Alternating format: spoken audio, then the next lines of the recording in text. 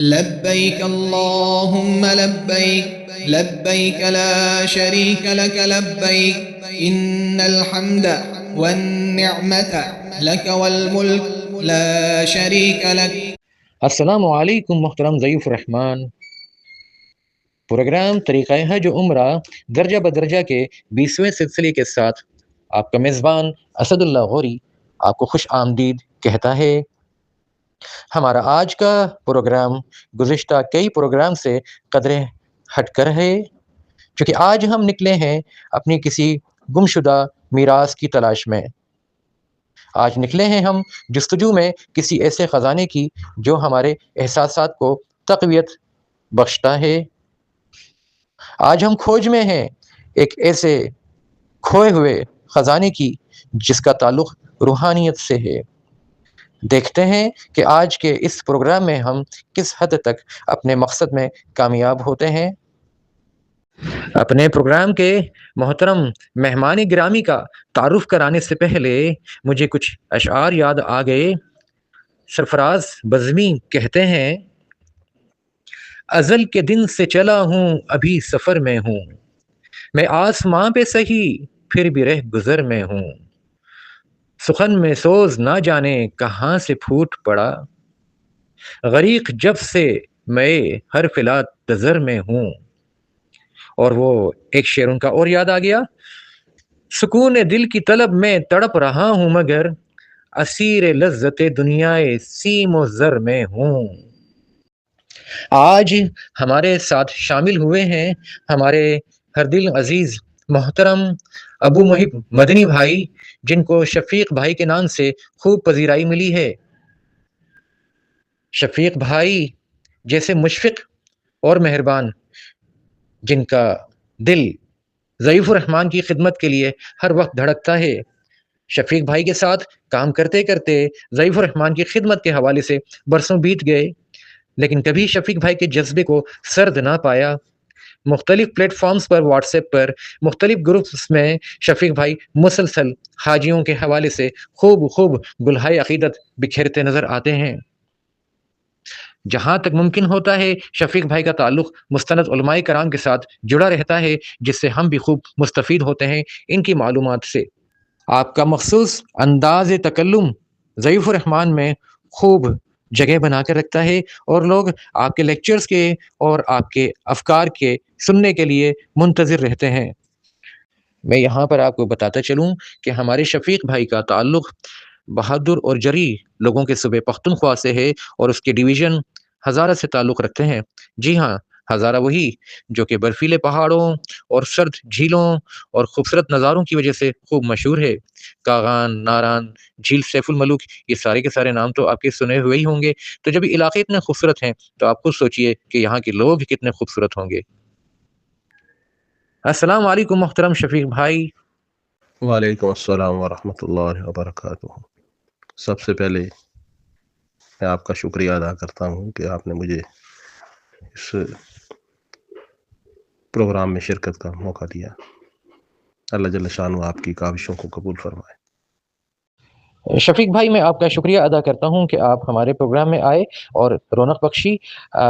آئیے اصل مدعے کی طرف چلتے ہیں کہ ہمارے ضعیف الرحمان جو ہیں وہ اس وقت محو پرواز ہیں، اور اگر تو کھانا پینا اس سے وہ فارغ ہو گئے ہیں تو انہیں چاہیے کہ اب وہ فوری طور پر نیت کر کر تلبیہ پڑھ لیں، چونکہ کہیں ایسا نہ ہو کہ میقات کے انتظار میں ان کی آنکھ لگ جائے اور میقات سے خدا نخواستہ آگے نکل جائیں. اب ایسا ہے کہ ہمارے ضعیف الرحمان جو ہیں وہ تو بالکل درمیان میں کہیں ہیں. اللہ تعالیٰ کا عرش بری کہاں بلندی پر اور زمین سے اونچے ہیں. بہرحال چونکہ محو پروازیں تو کچھ تو فاصلہ کم ہو ہی گیا. تو اس وقت کیا کیفیات ہونی چاہیے، کیا احساسات ہونے چاہیے، وہ کیا خیالات ہیں جو دل میں آنے چاہیے، ذہن میں آنے چاہیے، تاکہ وہ ایک اپنی کیفیت کی طرف جا سکیں، اپنے مقصد کو سمجھ سکیں. ذرا ہماری مدد فرمائیے گا. اسد بھائی، بزرگوں سے سنا ہے کہ جذبات، احساسات، کیفیات، محسوسات اگر بیدار نہ ہوں تو پھر عبادت کا اصلی جو لطف ہے وہ نہیں آتا. اصل منشا، مدعا اس وقت پورا ہوتا ہے، مقصد اس وقت پورا ہوتا ہے جس وقت آپ کی نظر مقصد کے اوپر ہو، اور آپ کو پتہ ہو کہ جو میں کام کرنے جا رہا ہوں وہ مجھ سے پہلے انبیاء علیہ السلام اور سلف صالحین نے کیسے کیا، جب آپ اس چیز کے اوپر نظر رکھیں گے تو یقینی طور پہ پھر آپ کو یہ کیفیات، محسوسات، احساسات کی بیداری نصیب ہو جائے گی۔ تو سب سے پہلے مقصد کا تعین جو ہے وہ بہت ضروری ہے کہ وہ یہ سمجھے کہ میں اپنے رب کا ایک بھاگا ہوا غلام جو اپنے آقا کے حکموں کی بجاوری سے دور اور اپنی من مانیوں میں مصروف تھا، تو اب آقا نے پکڑ کے بجائے اپنے فضل و احسان کا معاملہ فرمایا اور اسے اپنے دربار میں طلب کر لیا۔ تو یہ اپنے آپ کو ایسے ایک مجرم کی طرح تصور کرے کہ جو اپنے آقا کی طرف جا رہا ہے، اور خاص طور پہ جب یہ احرام کی چادریں تو اس نے باندھی ہوئی ہیں ایئرپورٹ سے، لیکن جس وقت یہ نیت اور تلبیہ کرے تو اس وقت یہ سمجھے کہ اب مالک نے مجھے طلب کیا ہوا ہے اور میں بہت قریب پہنچنے والا ہوں، اور اب حضوری کے لمحات ہیں۔ اب تلبیہ کو اپنے ذہن میں رکھے کہ اے مالک میں حاضر ہوں،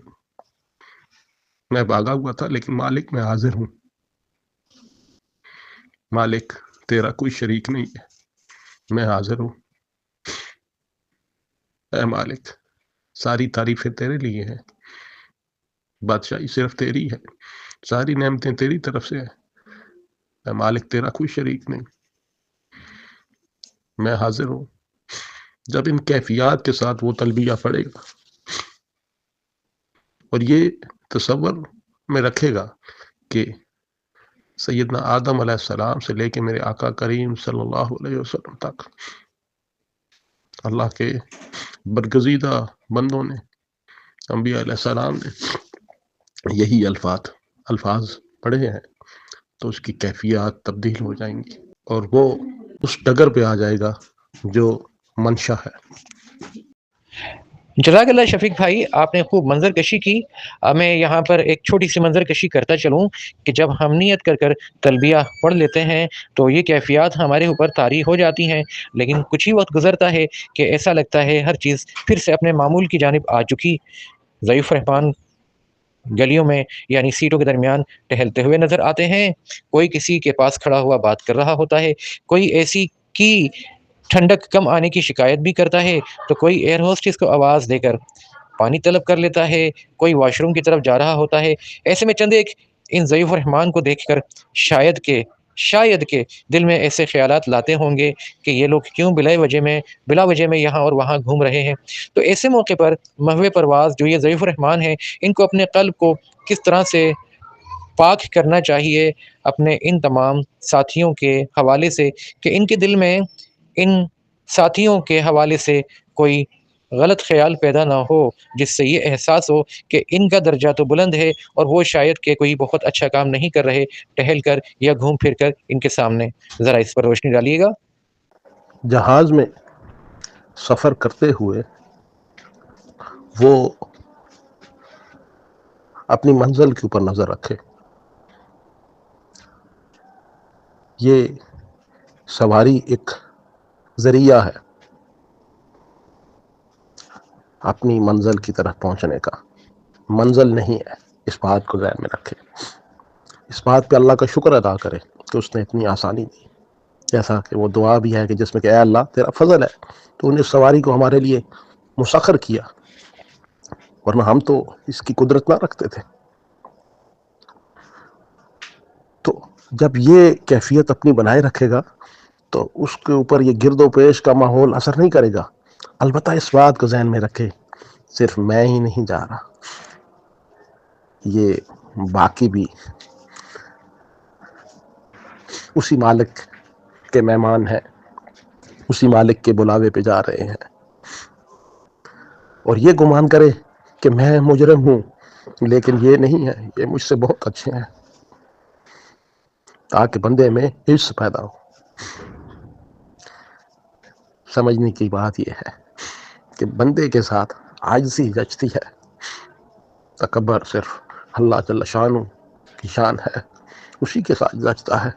جو ایک رنگ میں ہے، ہم کچھ بھی نہیں ہیں۔ اس بات کو اپنے دل میں اچھی طرح بٹھائے رکھے اور بار بار تلبیہ کی تکرار کرے، تاکہ اسے وہ کیفیات نصیب ہو جائیں، ان کیفیات کے اندر ہی رہے کہ میں مالک کی طرف جا رہا ہوں، میری منزل، میرا مقصد، میرا مالک، گرد و پیش کی چیزیں مجھے کوئی متاثر نہیں کر سکتی۔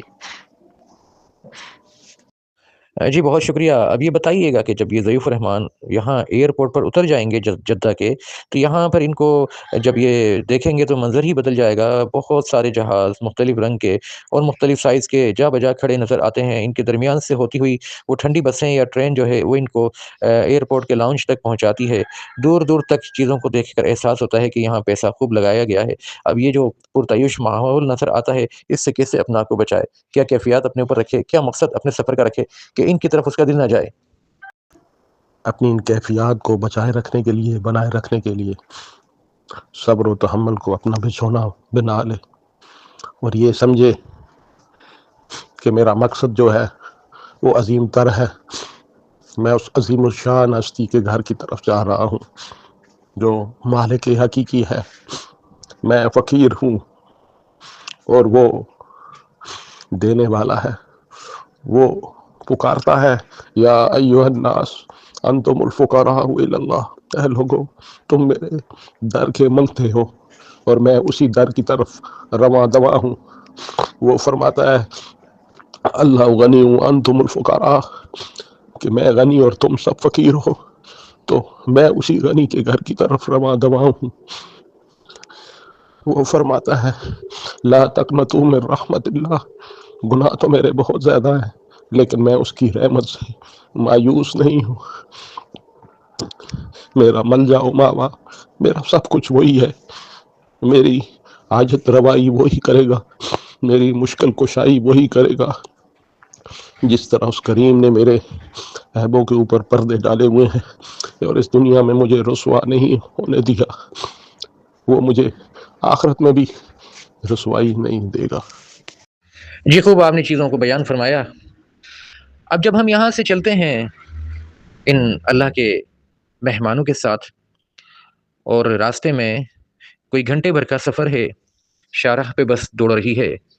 دائیں اور بائیں لق و دق صحرا، سیاہ پہاڑ ہمیں ملتے ہیں۔ تو یہاں پر دائیں اور بائیں سڑک کے ہمیں کچھ بورڈ بھی لکھے ہوئے نظر آتے ہیں جن پر لکھا ہوتا ہے سبحان اللہ و بحمدہ سبحان اللہ العظیم۔ تو یہ تسبیح بھی پڑھنا ہوتی ہے، اگر تو کوئی پڑھتا چلا جائے تو کیا بات ہے، چونکہ وہ جا کہاں رہا ہے یہ بھی تو سوچنا ہے، کتنے بلند مقام پر پہنچنے کے لیے اس کا سفر جاری ہے، اللہ کے گھر پہ جا رہا ہے۔ تو یہاں پر مجھے پھر ایک شعر یاد آ گیا بہزاد لکھنوی صاحب کا کہ ہاں یاد مجھے تم کر لینا، آواز مجھے تم دے لینا، اس راہ محبت میں کوئی درپیش جو مشکل آ جائے۔ تو شفیق بھائی میں یہاں پر یہ پوچھنا چاہوں گا کہ ان راستوں کو کس طرح سے، کس نظر سے دیکھے، کیسے قدم اٹھائے، یعنی کہ قدم اٹھانے سے مراد اگلی منزل کی طرف جو جا رہا ہے اس کے حوالے سے بات کرتا ہوں۔ مجھے تو یہ منظر ذہن میں کہیں ایک تصویر بناتا ہوا نظر آتا ہے کہ صحرا کی ریت بسوں کی جانب لپکتی ہے، وہ ذرات آ کر بگولے کی صورت میں بس سے ٹکراتے ہیں اور بس کی کھڑکیوں سے جاتے ہوئے اللہ کے مہمانوں، مسافروں کو آ کر جگانے کی کوشش کرتے ہیں جو بسوں کے پردے ڈال کر نیم غنودگی میں سو رہے ہیں یا تھوڑا سا آرام کر رہے ہیں کہ ایک لمبا سفر کر کر آئے ہیں۔ جب یہ ذرات ٹکراتے ہیں تو اندر ضیوف الرحمان چونکتے ہیں چند ایک کہ شاید کہ بارش ہو رہی ہے۔ جب وہ کھڑکی کے پردے کھول کے دیکھتے ہیں تو وہاں آسمان کھلا نظر آتا ہے۔ وہ شیشوں پر دوبارہ پردے گرا کر پھر دوبارہ استراحت فرما لیتے ہیں، اور یہ ذرات جو اصل میں ان کو وہ داستانیں سنانے آئے تھے کہ جی کس طرح سے ہمارے اوپر کس کس نے قدم رکھا، کون کون سی بزرگ ہستی ہم پر سے گزرتی چلی گئی، کیا کیا حالات تھے، اس بے چینی کے ساتھ وہ اس داستان کو لے کر آئے تھے، لیکن جب یہاں سے جواب نہ ملا تو آسانی کے ساتھ تو نہیں، البتہ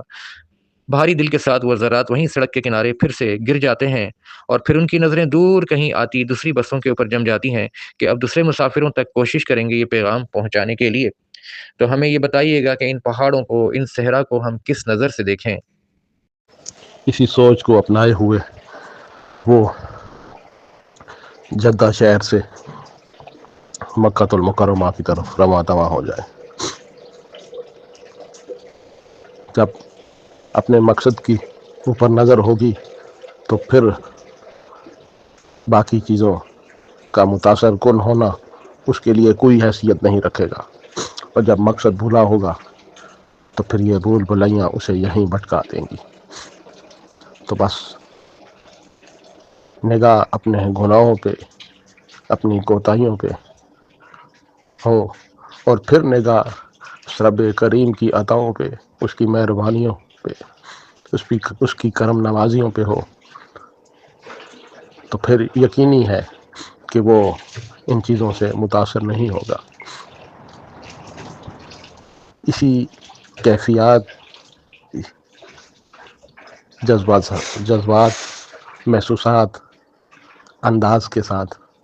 مکہ مکرمہ کی طرف رواں دواں ہو۔ تلبیہ ہر جگہ اس کی زبان پر جاری و ساری ہو۔ مکہ معظمہ میں کہ جب قریب پہنچے تو اس عظیم الشان شہر کو ذہن میں رکھے جس کی قسمیں میرے رب نے کھائی ہیں، جس میں اللہ جل جلالہ کا گھر ہے، اور آج سیدنا آدم علیہ السلام سے لے کر میرے آقا کریم صلی اللہ علیہ وسلم تک تمام انبیاء علیہ السلام نے جس شہر کی طرف سفر کیا،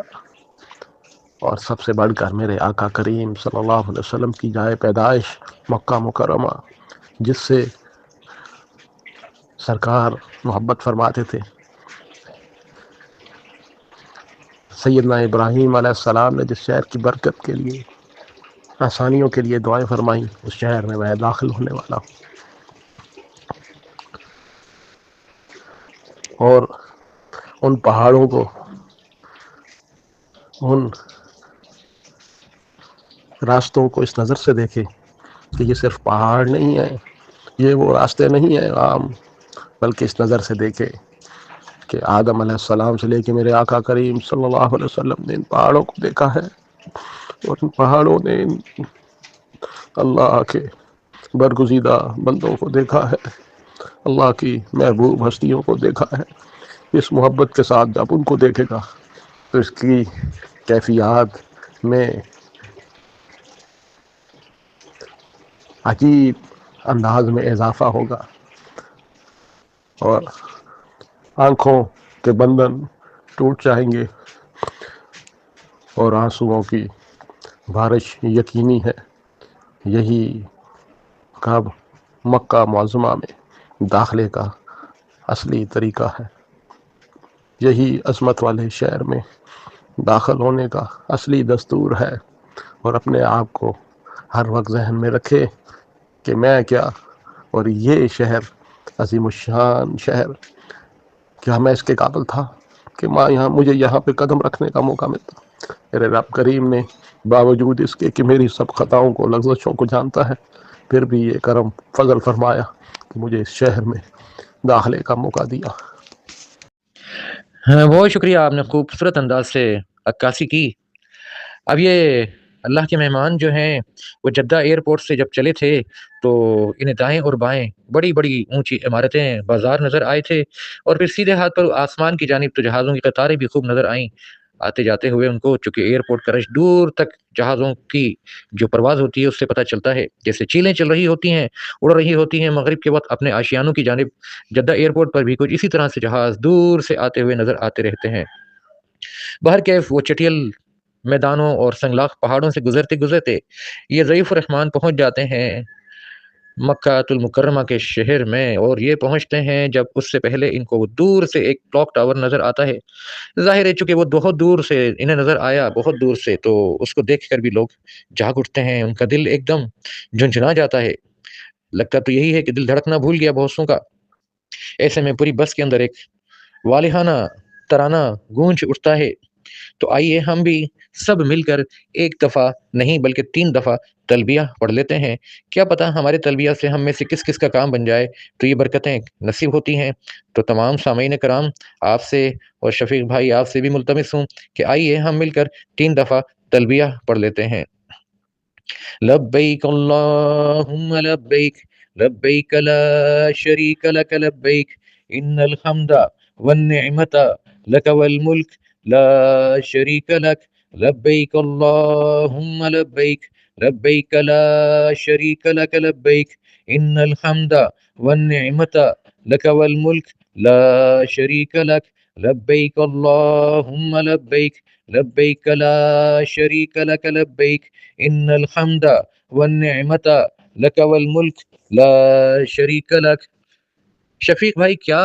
رحمت، کیا جلال، کیا نور یہاں برستا ہے۔ آپ دیکھیے، ایک کے بدلے میں 1,00,000 کا سودا، اف اللہ اکبر، ایسا سودا تو کہیں بھی نہیں ہوتا۔ اب اس میں کچھ ایسے عاشقان بھی ہیں جو اپنی عمارت پر پہنچنے کے باوجود بنا آرام کیے ہوئے حرم مکی جانے کی بھرپور کوشش کریں گے۔ یہ اللہ کے وہ مہمان ہیں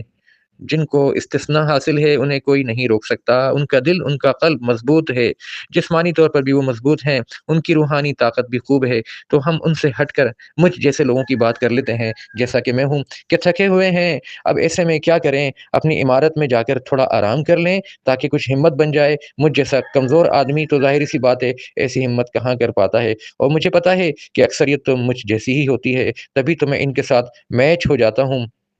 اب اس کے بعد ایک جو بات ہے وہ یہ کہ جب یہ یہاں سے اگر چلتا ہے عمارت سے جھکی نظروں کے ساتھ اور لرزتے ہوئے قدموں کے ساتھ معافی کا طلبگار بن کر حرم مکی کی جانب، تو اگین دوبارہ اس کو دائیں اور بائیں یہ بلند و بالا عمارات نظر آتی ہیں،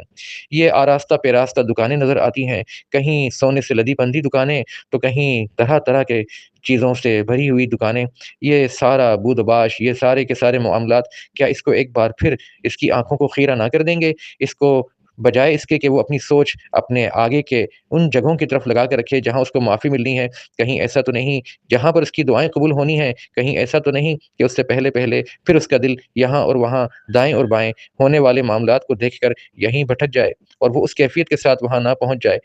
پہنچ پائے جس کیفیت کے ساتھ یا جن کیفیات کے ساتھ اس کو وہاں پہنچنا چاہیے۔ مکہ معظمہ اپنی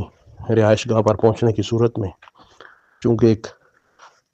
طویل سفر طے کر کے آیا تو تھکاوٹ یقینی ہے، تو ایسی صورت میں اول تو اپنی رہائش گاہ پر صبر و تحمل کا مظاہرہ کرتے ہوئے اپنے کمرے تک پہنچے، اور بہتر یہی ہے کہ آرام کر لیں تاکہ جب تھکاوٹ دور ہو جائے تو بیت اللہ کی شان عظمت کے مطابق اپنی کیفیات بنا کر مناسک کی ادائیگی کے لیے جائے۔ اگر اسی طرح تھکن سے چور چور بیت اللہ چلا گیا تو غالب امکان ہے کہ اسے وہ کیفیات نصیب نہ ہو پائیں، اور اگر جسمانی طور پر مضبوط ہے تو اس میں پھر کوئی حرج نہیں کہ وہ فوراً چلا جائے۔ خیر، اس نے موقع محل کی مناسبت سے اگر آرام کرنا مناسب سمجھا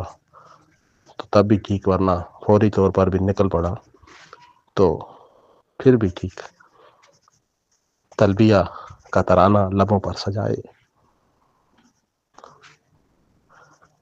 مکہ المکرمہ کی عظمت کو ذہن میں بٹھائے، حرم کی طرف چل پڑے۔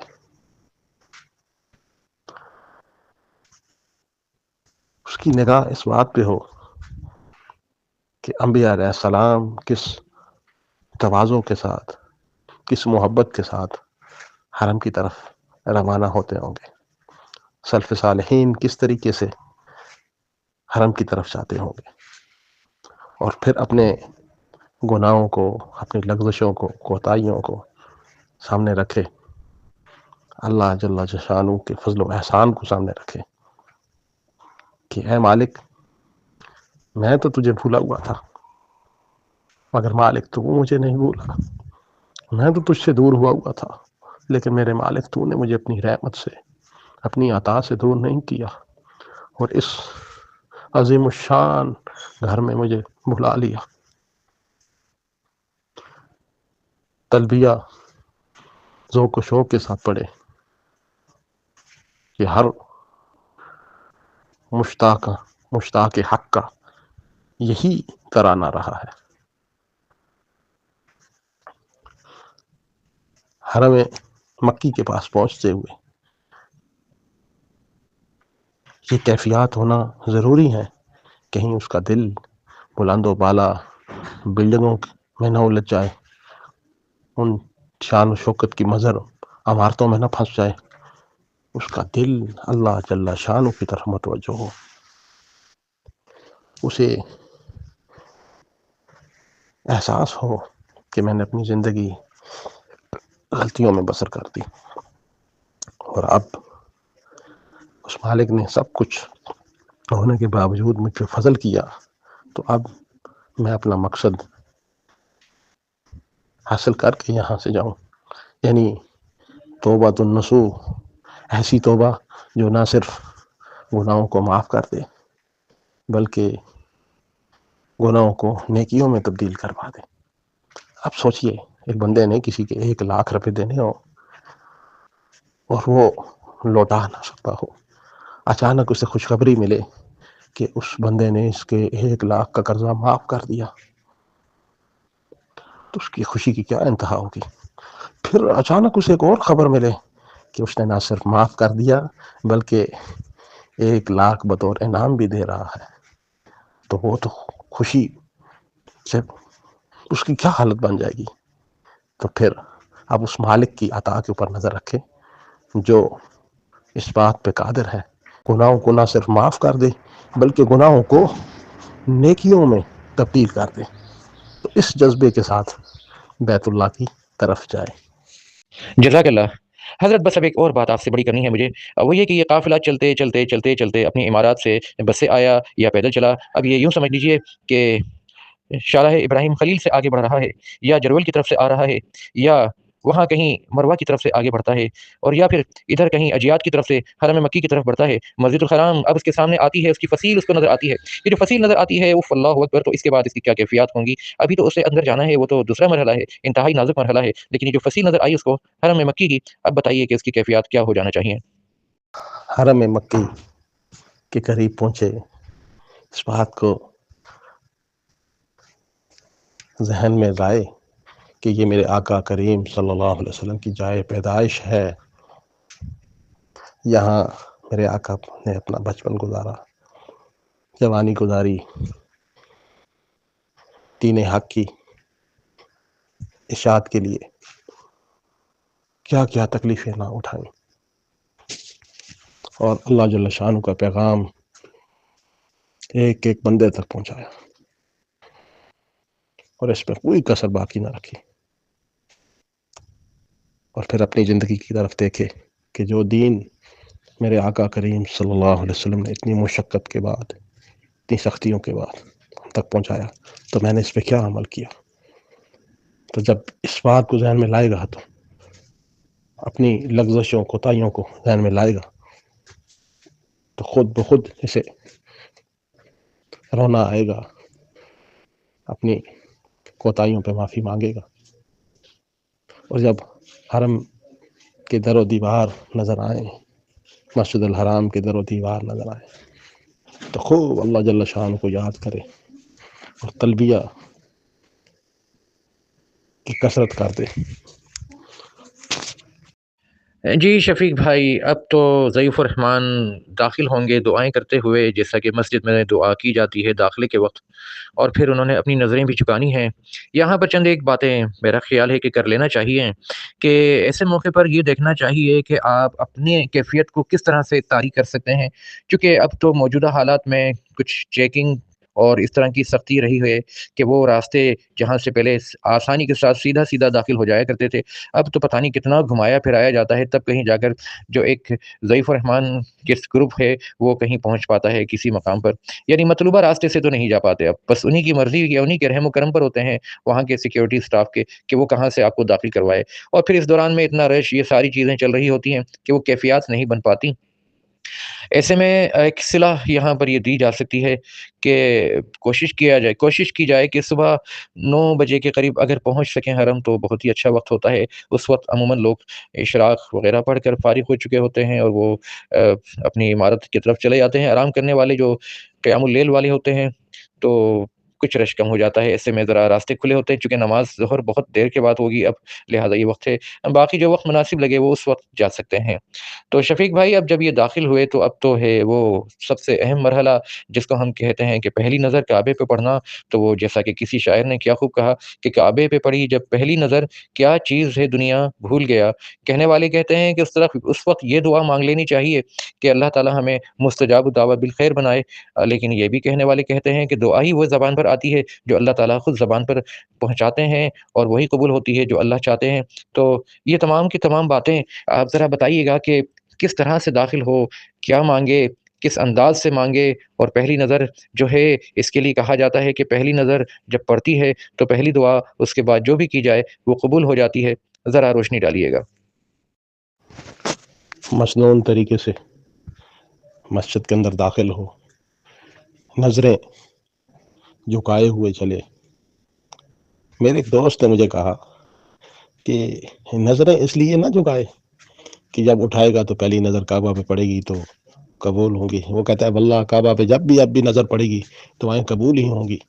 کیونکہ مالک کی شان یہ ہے کہ وہ کبھی کسی کو مایوس کرتا ہی نہیں، وہ تو خود صدائیں دے رہا ہے کہ یا ایھا الناس انتم الفقراء الی اللہ، اللہ غنی وانتم الفقراء، وہ کیوں نہیں دے گا؟ نگاہ تو بس اس لیے جھکائے کہ میں نظریں اٹھانے کے قابل ہی نہیں، میں نے تو زندگی غلطیوں میں کوتاہیوں میں گزاری، تو اب مالک کے دربار میں حاضر ہوں تو نظریں اٹھانے کے قابل ہی نہیں، مناسب جگہ پہ پہنچ کے بیت اللہ کی طرف نگاہ اٹھائے، اور اگر کسی گروپ کی شکل میں ہے تو پھر ایک بندہ قربانی دے دے، قربانی کو دینے والے کو اللہ بہت اجر دیتا ہے، قربانی یہ دے کہ وہ باقیوں کو نظر یعنی جو کہا کہ چلنے کا کہ خود اس نیت سے نظر اٹھا کے چلے کہ میں رہبری کر رہا ہوں تاکہ بندوں کو آسانی تک ایسی جگہ پہ لے جاؤں جہاں سے بیت اللہ نظر آ جائے۔ خیر جب اس کی بیت اللہ پہ پہلی نظر پڑے تو بس یہ الفاظ میں بیان نہیں کیا جا سکتا کہ اس پہلی نظر پہ میرا تن من دھن سب قربان، اس وقت تو بندے کی کیفیت کچھ اور ہی ہو جاتی ہے۔ وہ کیا خوب کسی شاعر نے کہا ہے کہ الہی تڑپنے کی پھڑکنے کی توفیق دے، دل مرتضیٰ سوز صدیق دے، تو پھر اس جگہ پہ دل مرتضیٰ سوز صدیق بندے کے پاس ہو تو کیا کہنے، خوب اللہ جل شانہ کو پکارے، اپنی معافیوں، اپنی کوتاہیوں پہ، اپنی غلطیوں لغزشوں پہ معافیاں طلب کرے، اس کی نعمتوں پہ، اس کے انعامات کا تذکرہ کرے، اس کی نعمتوں کا ذکر کرے اور اعتراف کرے کہ مالک تو نے کوئی کسر نہ چھوڑی دینے کی، میں نے کوئی کسر نہیں چھوڑی گناہوں میں مبتلا ہونے کی، مالک تو نے پھر بھی کرم کیا، تو مالک اب نہ سے تم مجھے معاف کر دے، آئندہ کے لیے مجھے شیطان کے غلبے سے بچا لے، میرے گناہوں کو نہ صرف معاف کر دے بلکہ مالک تو انہیں نیکیوں میں تبدیل کر دے، مالک تو مجھے اپنی اور اپنے حبیب صلی اللہ علیہ وسلم کی پکی اور سچی محبت دے دے، مالک تو مجھے آقا کریم صلی اللہ علیہ وسلم کے اصحاب کی، آپ صلی اللہ علیہ وسلم کی آل کی پکی اور سچی محبت نصیب کر دے، اور مالک تو مجھے انسانیت کا خیر خواہ بنا دے، مجھے لوگوں کے لیے نفع کا باعث بنا دے، کیونکہ مالک تو خوش ہوتا ہے اس سے، مالک تو مجھے ظالموں میں نہ رکھ، मालिक तू मुझे मजलूमों का मददगार बना दे। मालिक तू ज़मीन व आसमान की बरक़ात से माला माल कर दे, ज़मीन व आसमान की आफात से सबको महफूज कर दे। खूब मांगे, हंसुओं की ज़बान से, दिल की ज़बान से और लबों से मांगे जो मांग सकता है, क्योंकि इस जगह पे इनकार नहीं है, इस जगह पे ना का सवाल ही पैदा नहीं होता। बहुत खूब जनाब। शफीक भाई, अब तो जो ये शख्स जो यहाँ पहुँचा है, ये एक ऐसा काम करने जा रहा है, ख्वाह मर्द या ख़वातीन, जो कहीं दुनिया में किसी और गोशे में नहीं किया जा सकता। एक बिल्कुल ही अछूता और एक अनोखा काम कर रहा है ये, और वो ऐसा काम कर रहा है कि उसकी जो इज़्ज़त है, उसके डंके दूर दूर तक बजते हैं। और जनाब, ये तो ये आलम है कि ये तो वो अमल है जो ज़मीन पर तो किया ही जाता है, वहाँ आसमान पर बैतुल मामूर पर फरिश्ते हर वक्त किया करते हैं ये काम। क्या इबादत अल्लाह ताला ने अता फरमाई, तवाफ़ काबा। ये यहाँ काबे की तरफ बढ़ता है, अल्लाह के घर की तरफ बढ़ता है। अल्लाह के घर की तरफ कोई एक बुज़ुर्ग पहुँचे, और उन्होंने जब तवाफ़ कर रहे थे, तो एक ख़्याल उनके दिल में पैदा हुआ कि या अल्लाह, आप तो हमारी शरीक से भी करीब हैं, तो यहाँ ऐसी क्या ख़ास बात है? आप तो वहाँ भी करीब हैं, तो यहाँ भी करीब हैं, तो इसमें कोई अछूती बात जो है वो क्या होगी? अभी वो सोच ही रहे थे, अल्लाह वाले थे, तो दिल में अलक़ा हुआ कि वहाँ हम तुमसे करीब होते हैं, और यहाँ हमने तुमको खुद से करीब कर लिया। अल्लाहु अकबर।